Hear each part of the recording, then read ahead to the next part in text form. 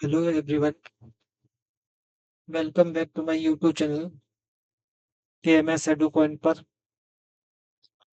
मैं केएम शिवाले आपका एक बार फिर से हार्दिक स्वागत करता हूं। दोस्तों, अपनी जो सीरीज चल रही है पेपर वन की, इसमें पेपर वन में जितने भी एमपीपीएससी आयोग के द्वारा पेपर लिए गए हैं, उन पेपर उसमें पेपर वन को अपन देखने वाले हैं जो एमपीजीके से संबंधित है। इसमें आपकी 3 यूनिट देखने को मिलती हैं। एक एमपीजीके, आईसीटी और करंट अफेयर्स। तो इन चीजों के ऊपर डिस्कस करने वाले हैं, ठीक है। तो जहां से मैंने पेपर आपको, और अभी ये पेपर चल रहा है वो माइनिंग ऑफिसर का, जो 2024 में पेपर हुआ था माइनिंग माइनिंग ऑफिसर का, उसी पेपर को अभी प्रेजेंट में डिस्कशन चल रहा है उस पर। और इसमें 25 क्वेश्चन हो गए थे। आज 26 क्वेश्चन से पूरा का पूरा कंप्लीट करने वाले हैं। 50 क्वेश्चन तक, 25 क्वेश्चन आज देखने वाले हैं। और ए, जो क्वेश्चन उसके आसपास घूमेंगे, ऑप्शनों के आसपास, उन ऑप्शन से भी दो तीन फैक्ट निकाल के बात करेंगे ना। तो चलिए सीधा क्वेश्चन पर चलते हैं। क्वेश्चन नंबर 26 पर।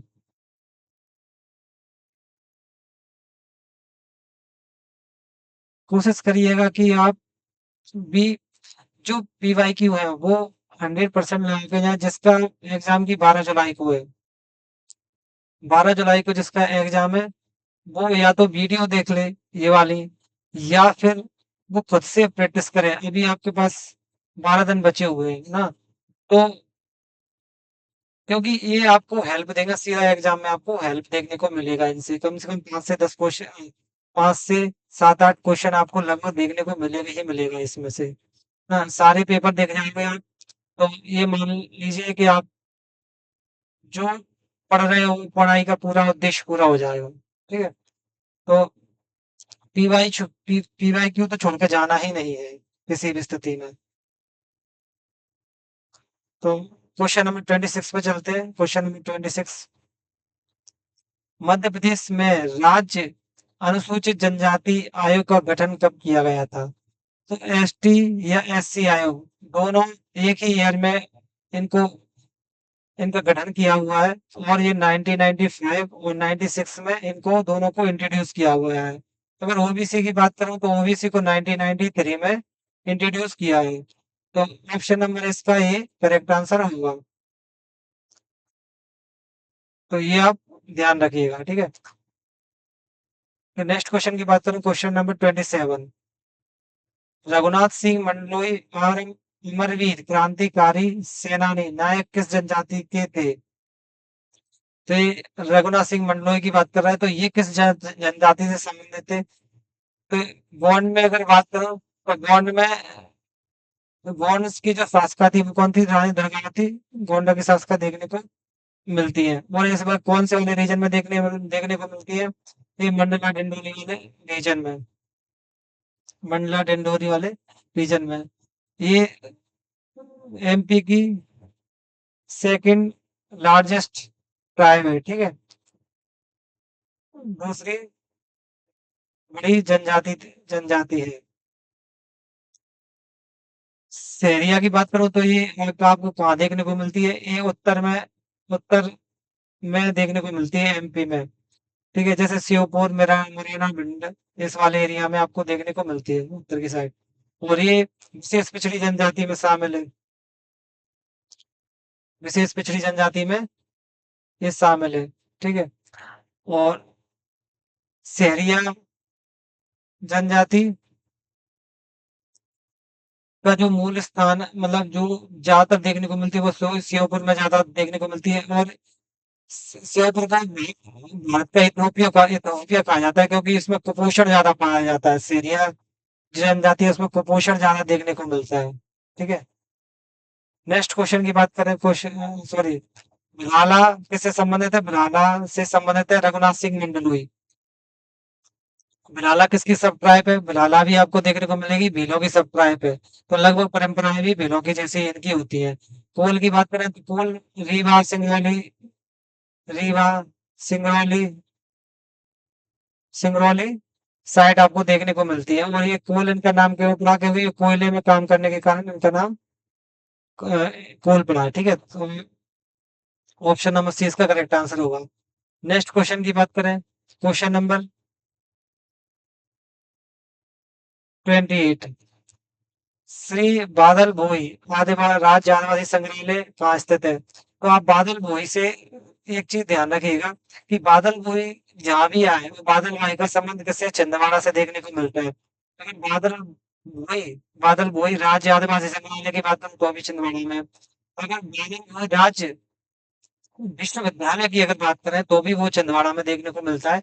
तो ऑप्शन नंबर ए इसका करेक्ट आंसर होगा। ठीक है, नेक्स्ट क्वेश्चन की बात करें, क्वेश्चन नंबर 29। कोरकू जनजाति कितने गोत्र है? कोरकू जनजाति में कितने गोत्र देखने को मिलते हैं? तो ये एमपीपीएससी आयोग के द्वारा लगभग किताबों में ये बहुत ही कम देखने को मिलता है। एक ही किताब में, मेरे को लगता है किताब में, मैंने तो आज तक किताबों में नहीं पढ़ा।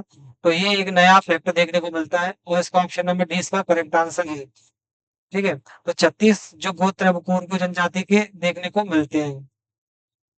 तो ये आप फैक्ट कहीं जहाँ पढ़ रहे हैं उस बुक में नोट कर लीजिएगा, क्योंकि ये फैक्ट ज्यादातर देखने को नहीं मिलते हैं। ठीक है, तो लेकिन अगर ऐसा क्वेश्चन एमपीपीएससी पेपर में बना हुआ है तो कहीं ना कहीं इसके आगे आने की संभावना भी लगभग है।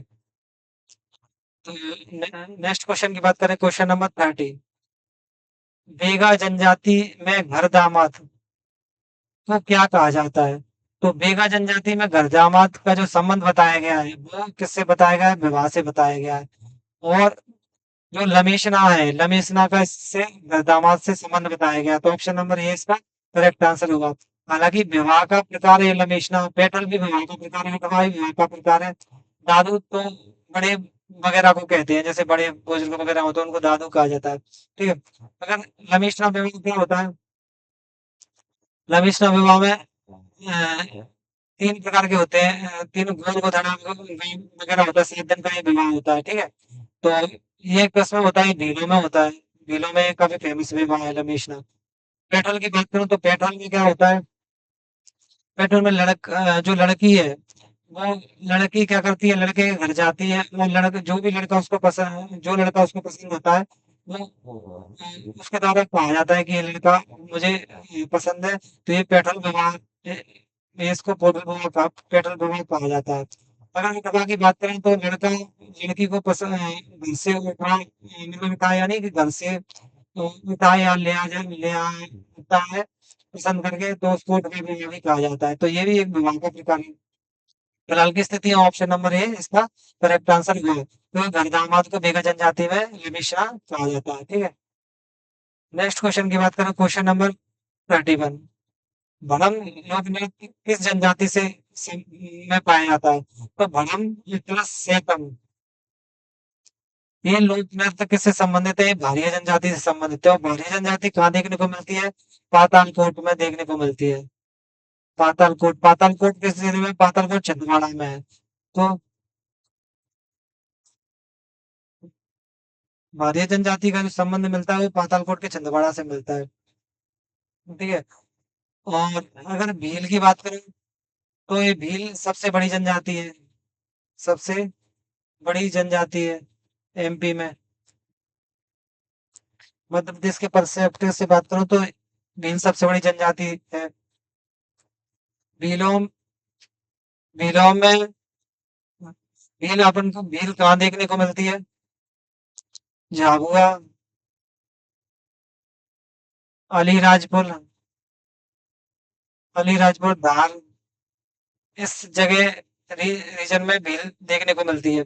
और इसी रीजन में लगभग ये भिलाला बरेला देखने को मिलते हैं, क्योंकि ये भी भील की सब ट्राइब है। ये क्या है? भील की सब ट्राइब है। ठीक है, ये भी भील की सब ट्राइब है। तो ऑप्शन नंबर ए इसका करेक्ट आंसर होगा। नेक्स्ट क्वेश्चन की बात करें, क्वेश्चन नंबर 32। लुकोड़ा किस जनजाति के बच्चों का खेल है?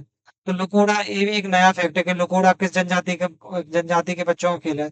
तो लुकोड़ा कोल, कोल के जो बच्चे हो जाते हैं, बच्चे होते हैं, उन्हें लुकोड़ा खेल से संबंध खेल मतलब जो कोल के जो बच्चे खेलते हैं उन्हें लुकोड़ा भी बोला जाता है। तो ऑप्शन नंबर सी इसका करेक्ट आंसर होगा। मीर, मीना और पारदी, ये कौन सी जनजाति है? जो ये वो वाली जनजाति है जिसको जनजातियों से बाहर कर दिया गया है, ठीक है। जनजातियों से जो 46 जनजातियां थी पहले, अब इनको हटा के कितनी बची है एमपी में जनजाति? 43 जनजाति बची हुई है। अब इसमें से जिनको जो बाहर किया गया है वो कीर, मीना और पारधी, तीनों जनजातियों को क्या कर दिया गया है? ट्राइबल्स हटा दिया गया है, ठीक है। तो ऑप्शन नंबर सी इसका फिलहाल की स्थिति में करेक्ट आंसर है, ठीक है। सी इसका करेक्ट आंसर देखने को मिलता है। नेक्स्ट क्वेश्चन की बात करें, क्वेश्चन नंबर 33।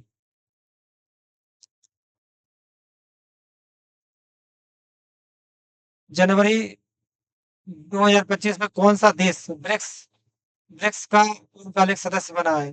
तो पूर्णकालिक सदस्य कौन सा देश बना है ब्रिक्स का? इंडोनेशिया पूर्णकालिक सदस्य बना हुआ है। ये करंट अफेयर का क्वेश्चन था, ठीक है। तो ऑप्शन नंबर ए इसका करेक्ट आंसर है। नेक्स्ट क्वेश्चन की बात करें, क्वेश्चन नंबर 34।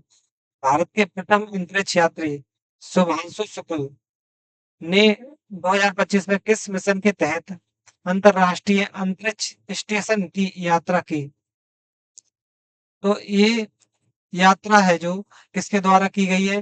भारतयान फर्स्ट के द्वारा, इसरो एआई फर्स्ट के द्वारा, एक्सीओ मिशन 4 के द्वारा, या चंद्रयान 4 के द्वारा। तो ये यात्रा जो की गई है वो एक्सीओ मिशन 4 के द्वारा की गई। तो ऑप्शन नंबर सी इसका राइट आंसर है। नेक्स्ट की बात करें, 35।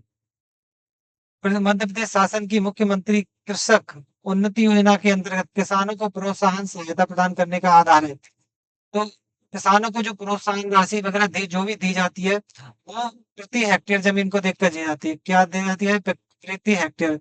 और शासन की वेबसाइट में देखोगे, शासन का जो नियम कानून है वो जमीनों के संबंध में देखोगे, तो जमीनों की जो माप होती है वो हेक्टेयर में गवर्नमेंट के द्वारा की जाती है। उसको बीघा वगैरह में कुछ मापा वगैरह नहीं जाता है। तो जो उसका सहायता प्रदान राशि प्रदान की गई है वो प्रति हेक्टेयर के आधार पर की गई है। तो ऑप्शन नंबर सी इसका करेक्ट आंसर होगा। प्रति परिवार नहीं की गई है, प्रति गांव नहीं की गई है और प्रति मंडी नहीं की गई है, ठीक है। नेक्स्ट क्वेश्चन की बात करें, क्वेश्चन नंबर 36। मध्य प्रदेश से निर्गुण भक्ति संगीत योगदान के लिए 2025 में पद्म पुरस्कार से कैसे सम्मानित किया गया है? तो पद्म पुरस्कार से किसको सम्मानित किया गया है? भैरव सिंह चौहान जी को पद्म पुरस्कार से सम्मानित किया गया है 2025 में। तो ऑप्शन नंबर सी इसका करेक्ट आंसर। नेक्स्ट क्वेश्चन की बात करें, क्वेश्चन नंबर 37। फरवरी 2025 में खेलों को बढ़ावा देने के लिए मध्य प्रदेश में कौन सा सम्मान प्राप्त किया गया है? तो मध्य प्रदेश में जो खेलों को बढ़ावा देने के लिए जो सम्मान प्राप्त किया गया है वो स्पोर्ट स्टार एसएस पुरस्कार के रूप में सम्मानित किया गया है। तो ऑप्शन नंबर डी इसका करेक्ट आंसर है। नेक्स्ट क्वेश्चन की बात करूं अगर, क्वेश्चन नंबर 38। कंप्यूटर सिस्टम में बस क्या होता है? तो बस क्या होता है? जो डाटा को आदान प्रदान करे, डेटा का आदान प्रदान करे, ठीक है, उसको बस कहा जाता है। ऑप्शन नंबर ए की बात करें, डेटा एन्क्रिप्शन के लिए उपयोग किया गया जाने वाला सॉफ्टवेयर, प्रोग्राम निष्पादित करने के निर्देश का एक समूह, डेटा एवं पते के आदान प्रदान के लिए वायर का एक समूह, ठीक है, और बैकअप फाइलों को संग्रहित करने के लिए एक हार्डवेयर उपकरण। तो ऑप्शन नंबर सी इसका करेक्ट आंसर होगा। नेक्स्ट क्वेश्चन की बात करें, क्वेश्चन नंबर 29। निम्नलिखित में से कौन सा संगठन ई गवर्नेंस के क्षेत्र में केंद्र और राज्य सरकार दोनों का परामर्श एवं क्रियान्वयन में सहायता प्रदान करता है? हालांकि ई गवर्नेंस तो एक सिलेबस से हटा दिया गया है, तो लेकिन फिर भी ऑप्शन नंबर डी इसका करेक्ट आंसर होगा, ठीक है। National institute for smart government. Next question की बात करें, क्वेश्चन नंबर 40। एआई से लगभग आपको 2 से 3 क्वेश्चन एआई से आपको देखने को मिलते हैं कंप्यूटर में। तो एआई बहुत ज्यादा भी चल रहा है, ठीक है। निम्नलिखित में से कौन सा कृत्रिम बुद्धिमत्ता एआई का एक सक्रिय एवं सतत शोध क्षेत्र है, जिसमें शोधकर्ता यह समझने और समझाने का प्रयास करते हैं कि सिस्टम किसी विशेष आउटपुट तक पहुंचता है। सिस्टम एक विशेष आउटपुट तक पहुंचता है। तो ये ऑप्शन नंबर है explain AI, machine learning, artificial general intelligence या रीइंफोर्समेंट लर्निंग। तो ये किसके द्वारा जो विशेष आउटपुट तक पहुंचता है, वो किसके द्वारा पहुंचता है? एक्सप्लेनेबल एआई के द्वारा पहुंचता है। तो ऑप्शन नंबर ए इसका करेक्ट आंसर है। नेक्स्ट क्वेश्चन की बात करूं, क्वेश्चन नंबर 41। निम्नलिखित में से किसका तात्पर्य एक मशीन के समान प्रकार की भौतिक वस्तु या उपकरण द्वारा अन्य समान प्रकार के उपकरणों से संप्रेषण संचार कम्युनिकेशन की प्रक्रिया से है। तो एक दूसरे से कम्युनिकेशन संप्रेषण की जो प्रक्रिया है वो कहाँ होगी? मशीन टू मशीन कम्युनिकेशन होगा। कम्युनिकेशन यही लिखा हुआ है, तो ऑप्शन नंबर सी इसका करेक्ट आंसर होगा। नेक्स्ट क्वेश्चन की बात करें, क्वेश्चन नंबर 42। मशीन लर्निंग का वह कौन सा प्रकार है जिसमें एक एजेंट वातावरण के साथ इंटरेक्ट करने के निर्णय लेना सीखता है ताकि संचयी प्रतिफलों का अधिकतम किया जा सके? तो ये कौन सी लर्निंग है? री इन्फोर्समेंट लर्निंग में इसको इंक्लूड किया गया है। तो ऑप्शन नंबर डी इसका करेक्ट आंसर होगा। नेक्स्ट क्वेश्चन की बात करें, क्वेश्चन नंबर 43। कार्यतलाई अभिलेख का संबंध किस शासक थे? कार्यतलाई अभिलेख मैंने अभी 2-3 दिन पहले एक पेपर कराया था, उसमें भी कार्यतलाई अभिलेख का जिक्र किया गया था। तो ये किसके द्वारा लिखा गया है? लक्ष्मण राज के द्वारा ये लिखा गया है। अ, इसका संबंध है लक्ष्मण राज के द्वारा। तो ऑप्शन नंबर बी इसका करेक्ट आंसर होगा। समुद्र गुप्त की बात करें तो ये गुप्त वंश से संबंधित है। गुप्त वंश का सब शक्तिशाली शासक है ये। इसके अलावा इसका संबंध कहाँ है? एमपी में एरण से है। इसको इन्होंने सोबू नगर कहा है। क्या कहा है? सोबू नगर कहा गया है। ठीक है। और विष्णुराज और बुद्धगुप्त ये मुझसे तुरंत से संबंधित है। ठीक है। तो नेक्स्ट ऑप्शन नंबर 20 का करेक्ट आंसर होगा। नेक्स्ट क्वेश्चन की बात करो, क्वेश्चन नंबर 44। समुद्रगुप्त के साम्राज्य को स्वभुवनगर ये आ गया। स्वभुवनगर मध्य प्रदेश में किस स्थान से संबंधित है? तो ये कहाँ से संबंध है? एरण है। एरण कहाँ है? सागर में है। कहाँ मिलता है? सागर में आपको एरण देखने को मिलता है। मालवा का संबंध कौन से अवोलिकर वंश से मालवा की संबंधित है? मालवा जो नाम ही दिया है वो अवोलिकर उनके द्वारा दिए गए हैं। इसके अलावा मालवा में जो शासन किया है मध्यकालीन की किसने किया है? परमार ने मालवा में शासन किया है। परमार में सबसे शक्तिशाली राजा कौन थे? भोज, जिसने भोज तालाब का निर्माण किया है। धार में धार इसकी राजधानी रही है। ठीक है। तो अगर उज्जैन की बात करें तो जो है उज्जैन प्राचीन काल में काफी फेमस सिटी, मतलब काफी फेमस प्रसिद्ध शहर रहा है। इसमें उज्जैन अगर वो उज्जैन की मूल किस वंश का मूल निवास स्थान उज्जैन को कहा जाता है? शुंग डायनेस्टी है। शुंग वंश का मूल निवास स्थान उज्जैन को कहा जाता है। क्योंकि शुंग वंश की जो द्वितीय राजधानी थी वो विदिशा है, लेकिन अगर मूल निवास स्थान पूछा जाए तो कौन सा है? उज्जैन है। उज्जैन को बौद्ध ग्रंथों में क्या कहा गया है? अच्युत गामिनी कहा गया है। क्या कहा गया है? अच्युत गामिनी कहा गया है। ठीक है। उज्जैन को।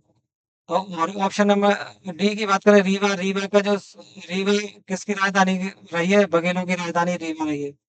तो ऑप्शन नंबर 20 का करेक्ट आंसर होगा। नेक्स्ट क्वेश्चन की बात करें, क्वेश्चन नंबर 45।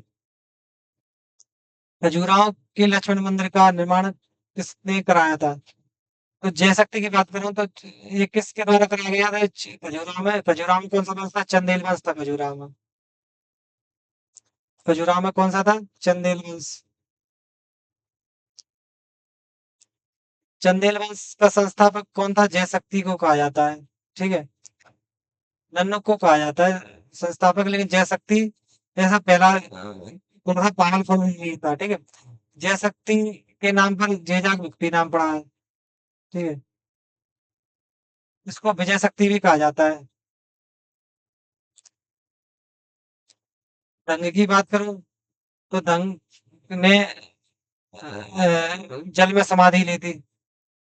जल में समाधि ली थी। ठीक है। और दंग इसमें शक्तिशाली शासक के रूप में उभर के आए हैं।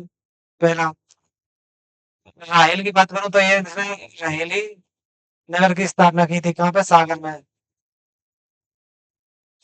यशोवर्मन इसका शक्तिशाली शासक था, यशोवर्मन। यशोवर्मन क्या था? शक्तिशाली इसका शासक था। और इसके द्वारा लक्ष्मण मंदिर प्लस चतुर्भुज मंदिर इसके द्वारा बनवाया गया है। ठीक है, तो ऑप्शन नंबर सी इसका करेक्ट आंसर होगा। नेक्स्ट क्वेश्चन की बात करूं।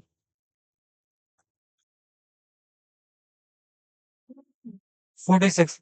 भोपाल शहर के जल स्रोतों के निर्माण हेतु कुदसिया बेगम ने किस जर्मन इंजीनियर, कौन सा जर्मन इंजीनियर को नियुक्त किया था? तो ये किस जर्मन इंजीनियर को नियुक्त किया था? पानी की पाइपलाइन बिछाई गई थी। पानी की पाइपलाइन पाइपलाइन भोपाल में बिछाई गई थी। तो किसके द्वारा बिछाई गई थी? डेविड कुक के द्वारा बिछाई गई थी। तो ऑप्शन नंबर डी इसका करेक्ट आंसर होगा। कुदैसिया बेगम की बात करूं तो इनको गौहर भी कहा जाता है, गौहर बेगम भी कहा जाता है। इसने गौहर महल बनवाया था इसने। और मक्का मदीना के लिए भी, मक्का मदीना के निर्माण में इमारतों के निर्माण के लिए पेशा दिया था। इसके अलावा इसको प्रथम महिला शासका कहा जाता है। भोपाल की प्रथम महिला शासका कहा जाता है इसको। ठीक है, इसके अलावा इसमें इसके अलावा इसने पर्दा प्रथा, खुद पर्दा प्रथा त्यागा, तो पर्दा प्रथा का विरोध किया था इसने। ठीक है, ऑप्शन नंबर डी इसका करेक्ट आंसर होगा। नेक्स्ट क्वेश्चन की बात करें, क्वेश्चन नंबर 47। किस सिंधिया शासक के शासनकाल में शास्त्रीय संगीत के गाने घराने का विकास हुआ? तो किसको कौन इंटरेस्ट रखता था शास्त्रीय संगीत में? तो जयाजी राव सिंधिया इंटरेस्ट रखते थे शास्त्रीय। तो ऑप्शन इसका ऑप्शन नंबर डी इसका करेक्ट आंसर होगा। माधव राव सिंधिया की अगर बात की जाए, तो माधव राव सिंधिया इसके समय पे सिंचाई विभाग की स्थापना हुई थी ग्वालियर में। सिंचाई विभाग की स्थापना 1905 में। ठीक है, और इसके समय ही ग्वालियर का व्यापार मेला लगना स्टार्ट हुआ था। व्यापार मेला ग्वालियर में। ठीक है, दौलत राव सिंधिया की अगर मैं बात करूं, दौलत राव सिंधिया तो इनके जाए 1810 में उज्जैन से राजधानी परिवर्तन हुई थी। राजधानी ग्वालियर ले जाया गया, ग्वालियर। और इनको मोतीवाला की संज्ञा भी दी जाती है। मोतीवाला की संज्ञा दी जाती है। ठीक है, और इनके दरबार में एक हिंदी फेमस कवि रहते थे। हिंदी कवि पद्माकर रहते थे। ठीक है, मैं क्वेश्चन नंबर सी की बात करें तो इसको वास्तविक संस्थापक कहा जाता है। क्या कहा जाता है इसको? वास्तविक